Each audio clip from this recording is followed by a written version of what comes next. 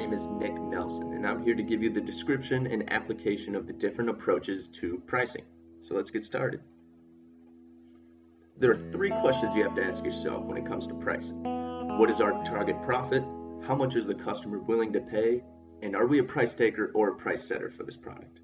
Now, since the first two questions are pretty self-explanatory, we're going to focus on the third, since that tends to be where you're going to set your range of prices. Now, to be a price taker or a price setter, you have to ask yourself two more questions. Is this product unique? And what is the current competition for this product? Now, if your product is not unique and has a lot of competition, like a bag of popcorn, you are a price taker. And if your product is not unique, or it is unique and has little or no competition, you are a price setter. And in this case, you'd be selling something such as an original painting. And all this can be summed up in this figure. And the first side we're going to explain a little bit more is the price taker side. For a price taker, as I stated earlier, the product most likely lacks uniqueness and has a lot of competition. Now, because of that, there's already a set range of acceptable prices, or in this case, a market price. And now the pricing approach most suited for a price taker is called target costing. Target costing is where you're more focused on the cost of the good rather than the price, since the price again is already set for you.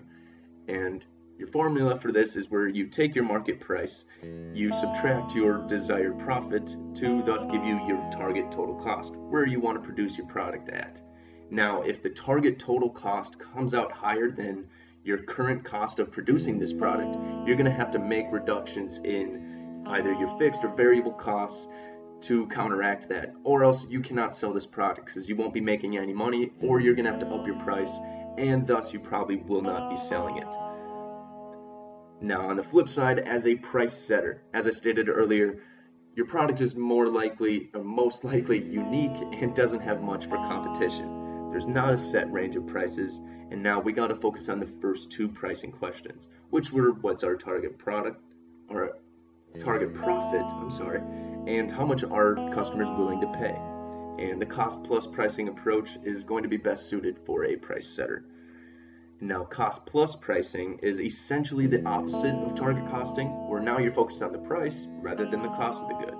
And in this case, you're taking your total current cost of producing this good, and now you're adding your desired profit to thus give you your price. Now, in these situations, it can be a little difficult because you do have a lot of control over the price, and manufacturers typically overcompensate for their desired profit, and thus they have a very high price. Now, you need to keep in mind this second pricing question, which is how much are the customers willing to pay? They only have so much in their wallet, and setting a price too high can be a big deterrent.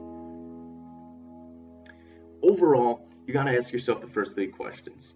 What's your target profit? How much are the customers willing to pay? And are you a price taker or a price setter? And after you determine that, you now have a given pricing approach for your situation.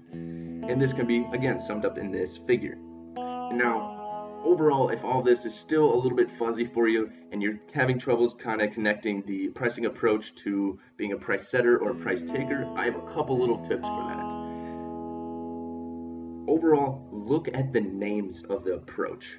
Target costing. You're trying to target a cost for this since the price is already set.